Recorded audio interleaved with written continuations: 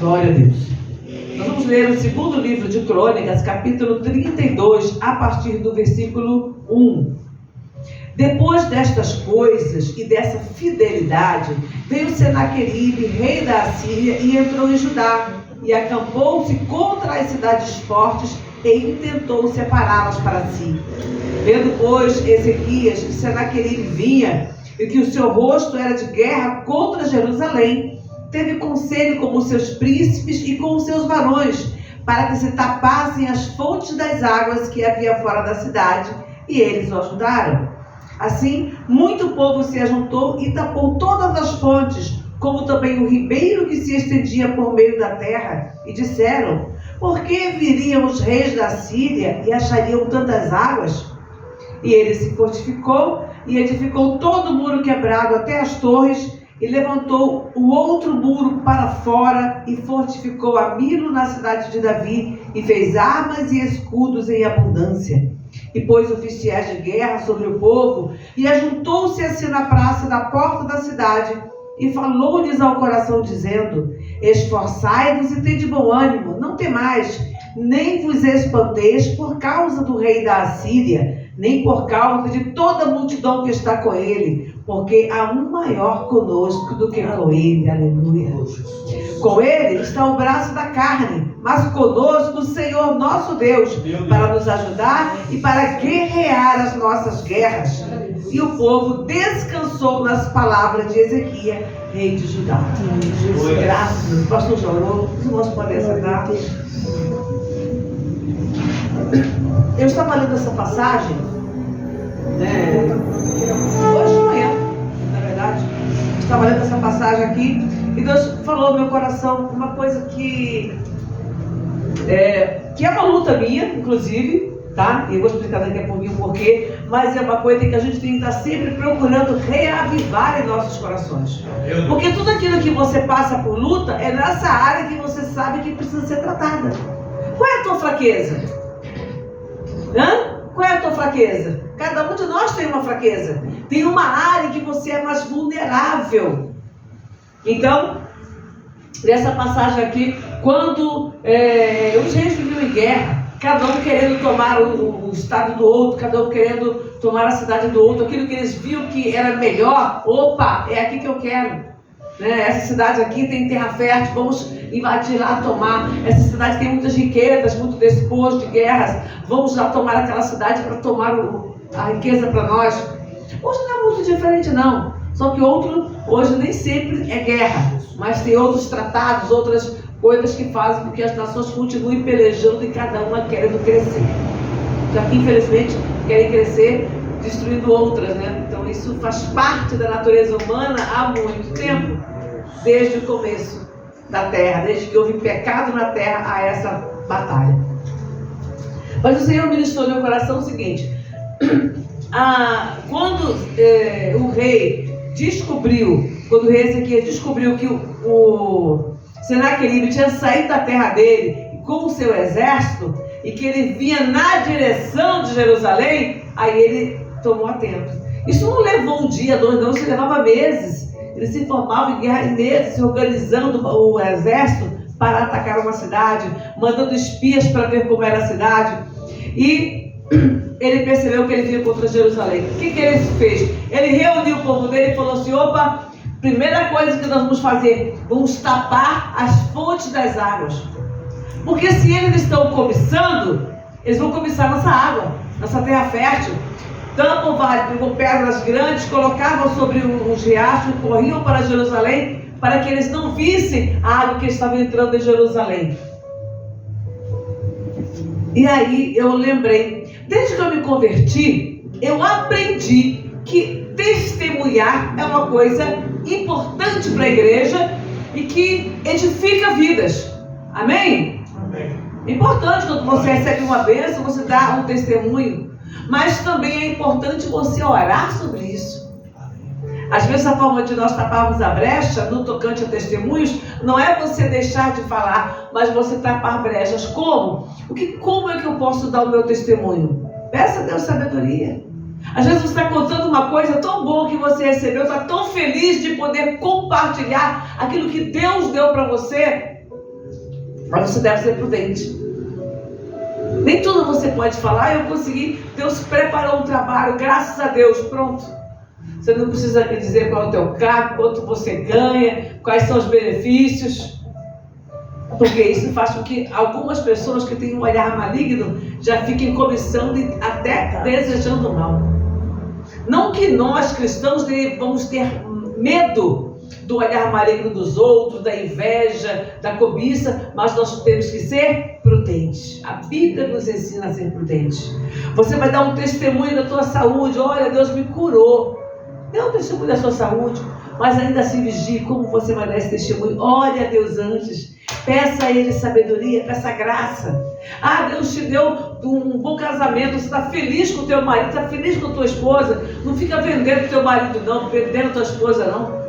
Tem gente que fica vendendo o outro lá, falando, olha porque meu marido faz isso, que meu marido é aquilo, que meu marido me dá isso, que meu marido me dá aquilo. E às vezes o outro está lá, ó, de cobiça. Eu já vi mulher perder o marido assim, começou a cantar muita vantagem, a outra começou a dizer que o marido estava traindo, que estava fazendo isso, aquela outra. E quando ela saiu, largou o marido achando que estava sendo traída. Quando ela se tocou que tinha feito besteira e voltou, a outra estava na casa. Aquela que fez o inferno. Então, é sério.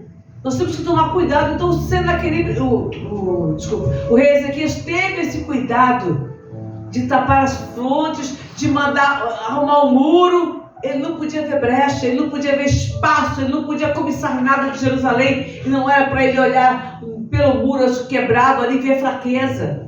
Então, às vezes, nós expomos, até para dar um testemunho, nós expomos as nossas fraquezas. Então, eu falei, Jesus, essa palavra é para mim, mas eu vou compartilhar também. Porque eu sei que não sou só eu que abro a boca, que tenho a boca solta. Às vezes a gente tem a boca solta, vai falar, tem que tomar cuidado. E eu sei que eu tenho que tomar cuidado. Mas às vezes quando eu vejo, a palavra já se escapou.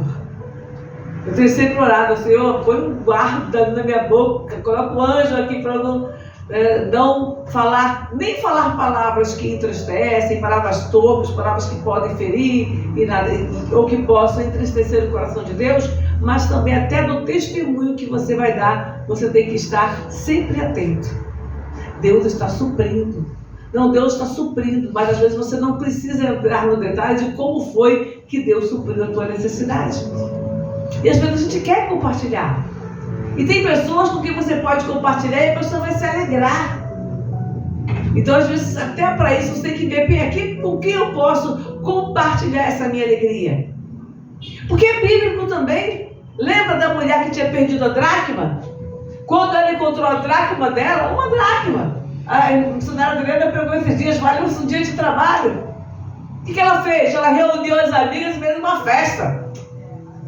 Então, às vezes, você tem um testemunho para dar de alguma coisa que te fazia falta, por um motivo ou outro, e você se alegra, e você se celebra, e você festeja. Mas ainda assim, veja quem você convida para compartilhar a tua bênção. Veja quem você convida para estar do teu lado nessa jornada da vida. Para compartilhar detalhes. Nós vivemos com muitas pessoas, convivemos com muitas pessoas, e muitas delas não são próximas. Mas eu preciso entender com quem é que eu posso compartilhar. Você está estudando, mas tem colegas que você pode compartilhar as coisas, tem colegas que você tem que fechar a boca. Não é assim? Exato. Mesmo em colegas, coisas de escola. Mas você tem que tomar cuidado com o que você vai compartilhar. Até as amizades. Eu lembro que algumas vezes meus filhos chegavam em casa, isso aconteceu com as três, assim, indignadas, porque uma estava de amizade com uma menina, aí quando foi fazer amizade com a outra, aí a outra viu ela sorrindo com a outra. Você não pode falar com aquela menina. Como assim? Isso acontece. Pessoas invejosas, ciumentas. Não, a amizade é só minha. Não quero que compartilhe com mais ninguém. Então existem muitas pessoas que têm esse nível de mentalidade. Você não vai se excluir do mundo, nem vai viver com medo, porque nós não somos medrosos. Deus não nos deu espírito de medo, mas de ousadia e de poder. Mas Ele também nos manda vigiar e estar atentos. Então veja lá.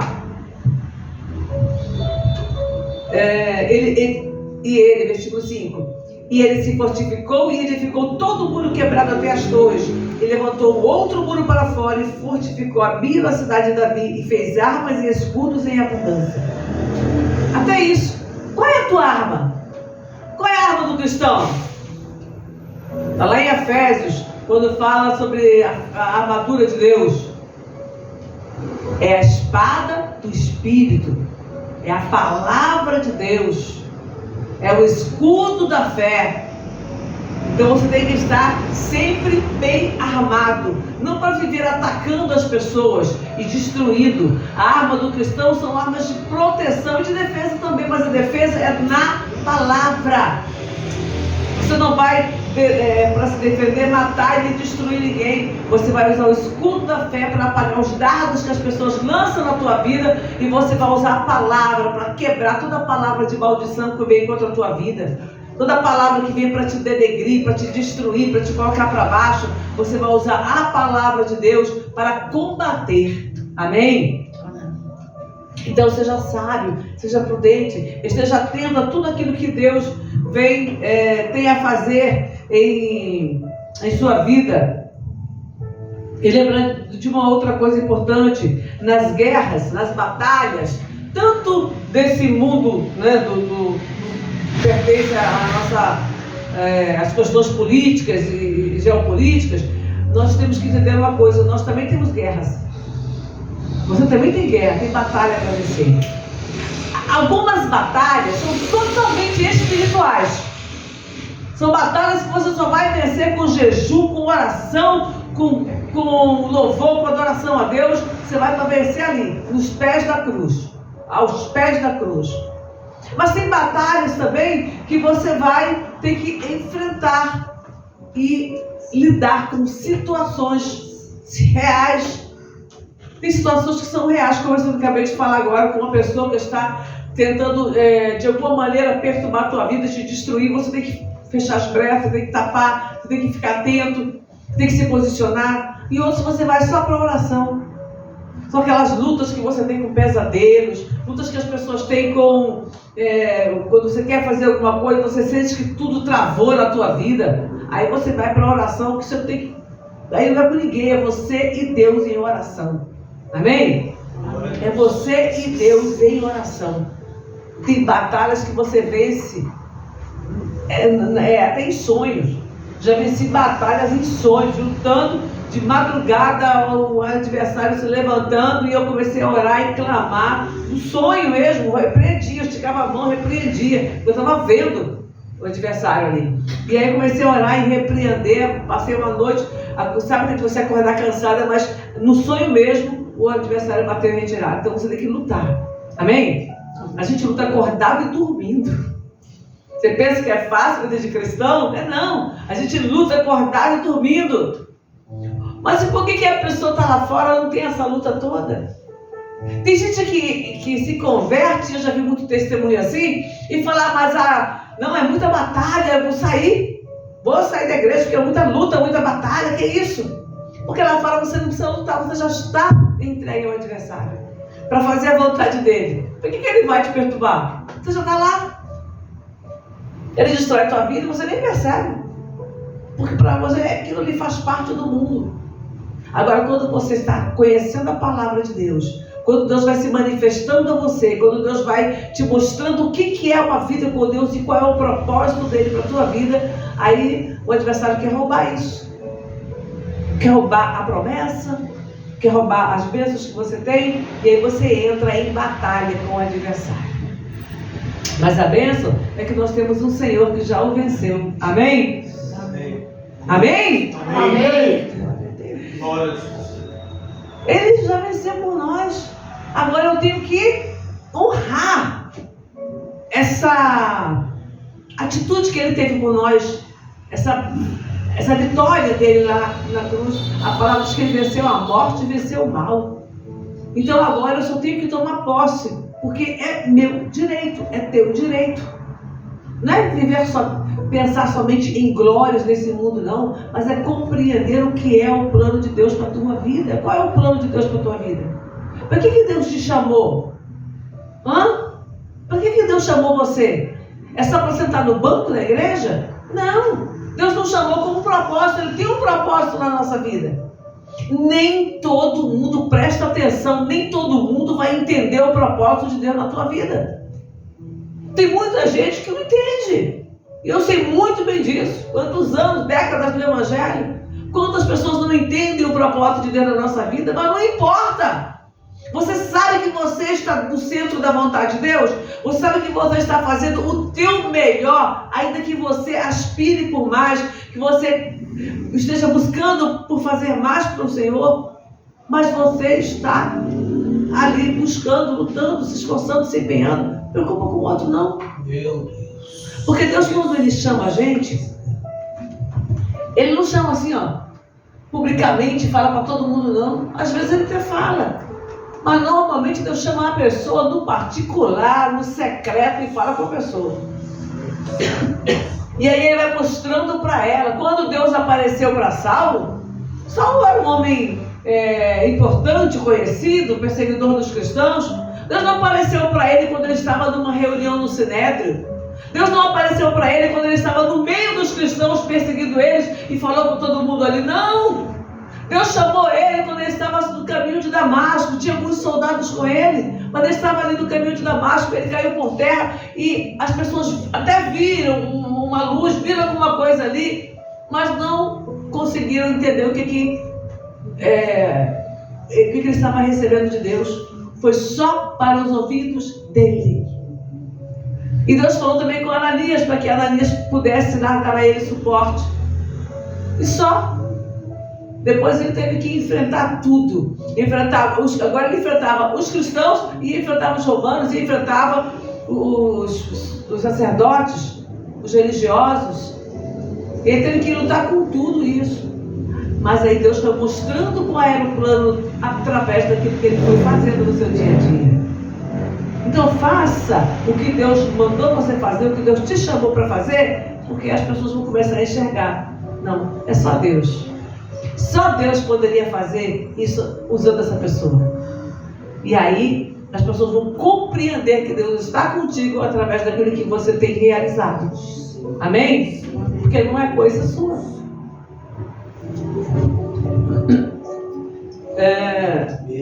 Então, como eu falei, o rosto de Senaqueribe era de guerra. Então vamos lá. A primeira atitude que ele teve foi tapar as fontes das águas que estavam fora da cidade. E aí você entende já que isso aí são as bênçãos que Deus deu para você e que você precisa proteger. Não precisa sair contando para todo mundo. Pode compartilhar com uma pessoa, com outra, que você saiba que está no nível de fé, que você sabe que vai se alegrar com você. Porque tem gente que se alegra. Quando alguém vem me contar uma bênção, ai pastor, eu consegui reformar minha cozinha, ai pastor, eu consegui reformar meu banheiro, ai pastor, aquele carro que eu estava orando, que eu precisava por causa disso, daquilo outro, Deus me deu, glória a Deus, fico feliz. Mas nem todo mundo fica. Então a gente tem que vigiar e estar atento. Então isso pode ser emprego, família, namorado, vida espiritual, corpo. Agora eu estou malhando todo aquele corpinho, agora eu consegui tirar as gorduras, tá tudo, consigo me mobilizar, consigo me mover, estou bem de saúde. Tem gente que fica com inveja. Não faz e fica lá cobiçando do outro, fica até bravo, fica até constrangido, achando que o outro está querendo se ensoberbecer. Depois eu falo sobre essa questão de ensoberbecer. Vamos lá. Patrimônio, né? Aquilo que você adquire para a tua casa, ou viagens, passeios, estudos, até estudos. Tem gente que fica, o outro está fazendo faculdade, mas deve ser feliz papai, deve ter alguém pagando, não consegue entender que uma pessoa que muitas vezes sai da periferia consegue fazer uma boa faculdade, porque estudou, porque ralou, porque se empenhou, porque renunciou a muita coisa para estudar. Eu lembro de uma vez que eu vi um rapaz na internet, ali pela internet, era morador de rua, ele tinha perdido tudo, estava sozinho no mundo. Não sei qual foi a situação que deixou ele longe dos pais, mas ele não foi para droga não. Ele passava o dia inteiro dentro da livraria. Ele se livraria pública, ele ia para a livraria, passava o dia inteiro ali estudando. À noite ele ia arrumar um canto para dormir e no dia seguinte já estava lá estudando, e ele foi para a faculdade pública, faculdade sem pagar nada, porque também não tinha condições. Não sei o que foi da vida dele, mas eu lembro na época que isso foi bastante divulgado. E as pessoas que viam ele por ali sabiam que era um rapaz de bem.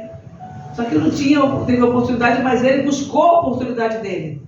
Às vezes a gente não consegue buscar a oportunidade. A gente acha que está tudo fechado e a gente não vê as portas que estão abertas. Ele viu a porta da livraria pública aberta e entrou. Às vezes tem uma porta na nossa frente e a gente não consegue enxergar. Então, outra coisa importante. Nós, muitas vezes, nos expomos, eu estou falando aqui de testemunho aqui dentro da igreja, de testemunho com a sua vizinhança, de testemunho até com a sua família. Tem gente da família que se alegra, tem gente que não alegra. Então você tem que tomar cuidado até com os testemunhos que você dá dentro da tua família. Com pessoas no seu trabalho. Agora, tem um que é pior ainda. É quando a gente expõe nas redes sociais. A gente tem que tomar cuidado. Até isso, hoje em dia, ter uma foto de criança na rede social pode ser um perigo. Que coisa triste. Que mundo doido que a gente está vivendo. Uma coisa tão linda, tão pura. Né? Muitas vezes chega a ser, Deus queria ser até na carinha de anjo, que ela tão bonitinha, tão fofinha, tão um sorriso, né? Tão fofo, tão puro. E aí você tem pessoas que estão olhando com um olhar maligno. Então nós estamos sim no campo de batalha em todo o tempo. Vamos tomar cuidado, vamos ficar atentos, ficar vigilantes. Porque se você vê uma pessoa olhando com um olhar estranho para o teu filho, para a tua filha, já ora, já repreende. Já fiz isso muitas vezes. De ver alguém olhando e eu olhar aquele olhar, se eu não sentir comigo aquilo ali, orar e repreender. A gente tem que olhar e repreender, porque tem coisa que é maligna. Tá? Coisa que é maligna. Então você tem que estar atento. Um dia que alguém profetizou aqui, não vou entrar no detalhe, para minha filha mais velha, era adolescente, eu já repreendi. Até o pastor falou assim, eu falei, não, ó. Aí eu peguei e contei para ele o que eu entendi, o que eu percebi naquele momento ali. Eu já repreendi. Esperei para depois não. Tem coisa que parece uma coisa bonita, alguém está profetizando, mas cuidado, até nisso tem que tomar cuidado. Eu vi que não era de Deus e a prova disso foi que não se cumpriu. Né? E eu orei e repreendi aquilo ali. E estava profetizando uma coisa aparentemente boa. Mas não era. Então vamos lá. Então cuidado com a rede social. O que você posta lá? Às vezes a gente posta uma coisa tão simples. Um passeio que você fez, uma paisagem. Eu gosto de postar às vezes uma paisagem. Estou em algum lugar andando no carro, na estrada. E eu gosto, às vezes eu acho tão linda aquela coisa tão verde, uma montanha, de manhã o sol, quando está levantando, né, o nascente do sol, o poente do sol, que é no final do dia, o pôr do sol, eu acho lindo, e às vezes eu gosto de postar aquilo ali. Mas você não vai deixar de fazer suas coisas, mas você esteja atento, seja prudente, tá? Eu quero mostrar também, biblicamente falando, testemunhos bíblicos do que eu estou falando. Vamos lá, Gênesis 16, 4. Agar foi dada a Abraão. Para nós hoje pode ser uma coisa absurda. Ela foi dada a Abraão como concubina ali para poder gerar um filho para Sara. Para nós hoje é um absurdo. Era um costume da época, tá? O homem podia ter mulheres o quanto ele pudesse sustentar. Era o começo, o mundo estava se desenvolvendo. Não era plano de Deus, mas Deus permitiu que isso acontecesse.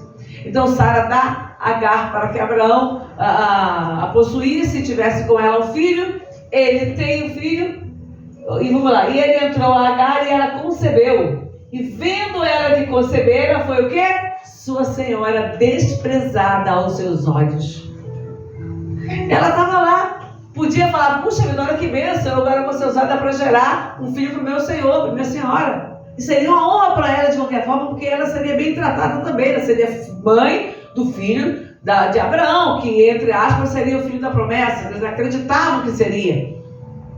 Mas aí ela começou a desprezar Sara. Você não deu filho?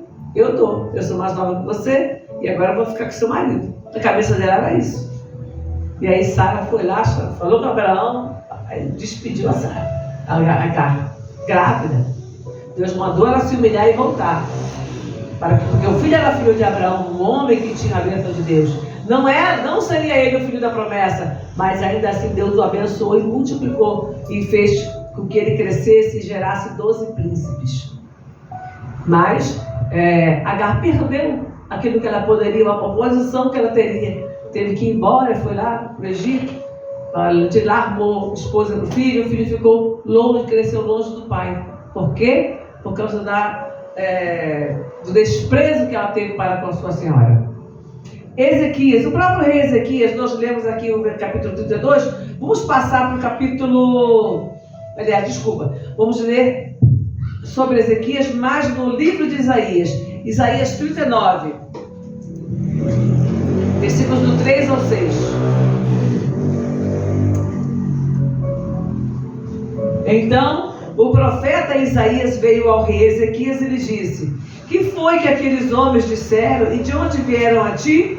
E disse Ezequias: de uma terra remota vieram a mim, da Babilônia. E disse ele: que foi que viram em tua casa? E disse Ezequias: viram tudo quanto há em minha casa, e coisa nenhuma há nos meus tesouros que eu deixasse de lhes mostrar. Deixa eu explicar rapidamente. Naquela primeira passagem do capítulo 32, nós vemos que Senaqueribe, rei da Assíria, estava invadindo Israel, se preparando para invadir Jerusalém. O rei tapou as brechas, escondeu as fontes, fez tudo bonitinho, arrumou o muro, fez tudo direitinho, orou ao Senhor, e Deus fez com que o exército morresse. Deus destruiu o exército dos assírios, o rei voltou para sua terra, o próprio filho dele o matou. Ele estava todo orgulhoso, quem é o seu Deus aí? O próprio filho dele matou ele. Passou o tempo, Ezequias. Aqui, vamos lá, capítulo 32, de 2 Crônicas.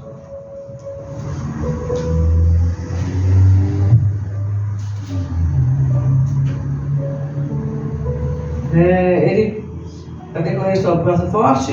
Sim. Doença, cadê?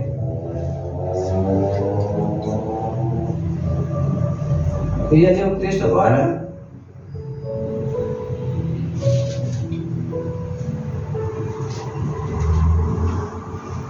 Eles mandaram carta, versículo 32, 17. Escreveu também cartas para blasfemar do Senhor, Deus de Israel, e para falar contra ele, dizendo: assim como os deuses das nações e das terras não livraram o seu povo das minhas mãos, assim também Deus, o Deus de Ezequias, não livrará o seu povo das minhas mãos. E clamaram contra ele.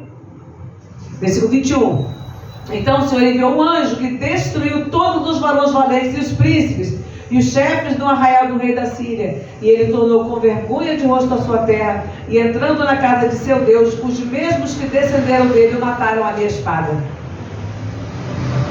Os filhos dele mataram o rei da Síria. Tá? Então vamos lá. Agora no livro do profeta Isaías, então eles morreram aqui. Depois ele adoece, tá? E quando ele adoece, ele ora a Deus. Deus abençoa a vida dele, e aí o rei da Babilônia manda, agora não a Síria, a Babilônia manda embaixadores até ele para abençoar. Sabemos que ele esteve doente, então era costume dos reis, né, para manter a boa política da boa vizinhança, mandaram até ele presentes.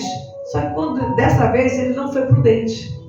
Quando ele percebeu que o rosto de Senaqueribe da Síria era de guerra, ele se precaveu. Quando ele percebeu que o rei da Babilônia estava mandando presentes e todo feliz, ele recebeu os embaixadores. Sabe o que ele fez? Ele abriu os seus tesouros, mostrou tudo. Ele abriu o seu arsenal de guerra, mostrou tudo. E ele se ensoberbeceu, diz a palavra, por tudo que ele tinha ganho. Ao invés de atribuir ao Senhor a glória por aquilo que ele tinha recebido, ele se ensoberbeceu. E a Bíblia diz que Deus o desamparou, Deus permitiu, porque Deus queria saber o que estava no coração deles. Então ele mostrou, mas ele não mostrou agora como um testemunho do que Deus tinha feito na vida dele, mas como soberba dele, mostrando como ele era um rei poderoso. Às vezes a pessoa que é tão sábia no momento se deixa troquejar no outro. E aí o que aconteceu? O rei da Babilônia viu, Isaías avisa para ele: agora eles vão levar tudo que está aí na tua terra. Você foi abrir a boca? Foi contar demais, contar vantagem? Agora tudo que está aqui na tua terra, o rei da Babilônia que mandou os embaixadores para ver, para te parabenizar porque você melhorou, né? Mandasse congratulações pela sua melhora e presentes, agora ele vai entrar aqui e vai roubar tudo. E ele se humilhou, pediu perdão a Deus. Deus não fez no tempo dele, mas aconteceu depois do tempo da sua descendência. Então, às vezes, uma falta de sabedoria nossa pode prejudicar até mesmo os nossos descendentes. Nós temos que estar atentos, tomar cuidado, para deixar para os nossos filhos bênção, testemunho. Ele deixou um bom testemunho porque ele se arrependeu, mas ainda assim as coisas aconteceram. Um bem conhecido está lá, Gênesis, não vou ler não, mas só para eu guardar aí. Gênesis capítulo 4, versículo 4 ao 6. Quando Caim oferece a oferta dele e Deus não aceita. Aí Abel vai lá, oferece a oferta dele, Deus aceita. Ele, ao invés de ir se consertar com Deus, ele vai lá e mata o irmão. E Deus ainda o havia avisado. Toma cuidado. Ele está com maus pensamentos. Se você fizer bem, você vai ser aceito. Se você fizer o mal, o pecado está aí, a porta batendo, querendo te destruir. E ele não quis dar ouvido àquilo que Deus tinha falado com ele. Então ele ficou tão irado com a bênção, olha só, ele ficou com raiva do outro que estava sendo abençoado. E foi lá e matou o irmão, porque Deus tinha se agradado do irmão. Tipo de inveja, de ciúme, de maldade, foi tudo de ruim. Então nós precisamos tomar cuidado, tanto com o olhar das pessoas, como também com o nosso olhar para com as pessoas. Quando alguém te conta uma bênção, você fica feliz ou triste? Às vezes você está passando por uma luta no casamento, aí vem uma outra te contar que ela está feliz no casamento. Você vai se alegrar com ela ou vai ficar com raiva? E vai querer destruir a felicidade da outra pessoa falando besteira. Então são todas as situações da Bíblia, irmãos, são para que nós venhamos aprender a nos conduzir. Para que nós possamos estar vigilantes, sabendo que como seres humanos, nós estamos sujeitos a todas essas situações. Tanto a ter inveja de nós, como nós temos inveja de alguém. Tanto a cobiçar a coisa de alguém, como ter as suas coisas cobiçadas. O que a gente tem que fazer é viver em oração, jejum, busca pela santidade todo dia. Porque não é fácil. A nossa carne aqui, Paulo fala, na minha carne não habita bem algum. O sangue de Jesus tem poder na nossa vida. Estamos dentro de uma carne sujeita às paixões deste mundo. E quando eu digo paixões, não estou falando no sentido só, não chama, podia falar que eu queria usar, sentimental. Não é só no sentido sentimental, mas em todas as áreas. Paixões são desejos que a gente tem. E eles podem vir em qualquer área da nossa vida. Um outro caso bem conhecido também é, aí vamos abrir 1 Samuel 18. Isso eu quero ler. 18 a partir do versículo 17. Não, peraí. 18, versículo 7. E as mulheres, tangendo, respondiam umas às outras e diziam: Saul feriu os seus milhares, Davi, porém, os seus 10 milhares. Então Saul se indignou muito, e aquela palavra pareceu mal aos seus olhos, e disse: 10 milhares deram a Davi, e a mim somente milhares? Na verdade, que lhe falta senão só o reino? E desde aquele dia em diante, Saul tinha Davi em suspeita. Olha que coisa. Ele tinha Davi que venceu um gigante. E fez com que toda a nação de Israel se reposicionasse, estavam tremendo, com medo, amedrontados, escoando pelos cantos, e ele teve a ousadia de ir lá vencer o gigante e levar o povo para a batalha e o povo vencer. O povo ficou feliz, estava todo mundo alegre, outras batalhas vieram, Davi ia à frente e vencia, e destruía, e matava, e fazia, e acontecia. E o povo ia atrás dele como de um valente guerreiro. E agora, as mulheres começaram a cantar: Saul realmente é um grande rei, venceu milhares, Davi venceu 10 milhares. Aí ele ficou enciumado e começou a tentar matar Davi por várias vezes. Até o final da sua vida ele não teve paz com Davi. Por quê? Porque ele ficou com inveja. E ele sabia que o reino dele E Deus tinha falado com ele que o reino dele seria dado a um melhor do que ele. Então, ao invés dele se posicionar, de se corrigir, ele estava ali tentando matar Davi. Às vezes, a nossa atitude não é a de correção, de auto-reflexão, de autoanálise para mudar a nossa vida, mas é destruir aquele que está sendo abençoado em um lugar que nós achamos que deveria ter sido nosso. Isso acontece tanto no trabalho. A pessoa não foi promovida porque não estava agindo corretamente, porque não se esforçou, porque não se empenhou. Aí o outro consegue aquela vaga, aí a pessoa tenta destruir a outra pessoa. Isso acontece demais no nosso dia a dia. Acontece entre filhos dentro de casa, que um acha que o pai está cuidando mais do outro, e aí fica com raiva, fica com ciúme, faz coisa errada e prejudica o irmão. Como isso acontece nas casas? Aquelas famílias grandes antigamente, as famílias pequenas de hoje acontecem do mesmo jeito. Então nós temos que estar atentos. E também, para a gente finalizar, líderes religiosos. Evangelho de Mateus, capítulo 27. Versículo 17. 27 e 17 de Mateus.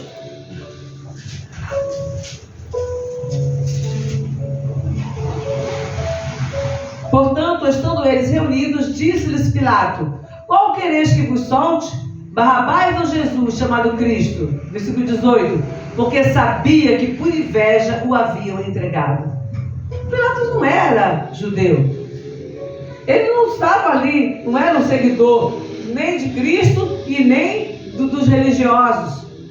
Mas ele sabia que os judeus tinham entregado Jesus Cristo, os sacerdotes tinham entregado Jesus Cristo para ser morto por inveja. Olha que coisa tenebrosa. O ímpio que está lá fora, vendo o religioso agir por inveja e até para matar. Que coisa vergonhosa para o povo de Deus. Então nós temos que tomar cuidado, porque o mundo lá fora está observando também as nossas atitudes. Como é que nós vamos agir? Como é que nós vamos nos conduzir e nos comportar? Tá? Então vamos estar atentos, vamos vigiar nas nossas atitudes, vamos proteger aquilo que Deus nos deu como bênção, atribuindo aquilo ao Senhor. Senhor, muito obrigado. Às vezes você até conta para todo mundo e esquece de agradecer a Deus a bênção que ele te deu. A irmã estava comentando que ela recebeu gente na casa dela, as pessoas estavam lá, e alguém vai para a igreja comigo? Ninguém, então pode ficar por aí, quiser comer, pode comer aí, é a pessoa da família mesmo. E vou para a igreja porque eu sei a bênção que Deus me deu, e eu sei o que Ele tem feito na minha vida, então eu vou para a casa de Deus. Amém? É isso. Você sabe, seja grato. Mostre para Deus que você é grato, e as pessoas que hoje não estão te seguindo, mas elas estarão vendo o quanto você tem sido grato ao Senhor e o quanto Ele tem te abençoado. E que esse testemunho fique para que a nossa família, para que os nossos amigos, para que os nossos conhecidos também possam conhecer ao Senhor e Salvador das nossas vidas. Amém? Deus abençoe cada um de vocês. Vamos ficar de pé, vamos orar.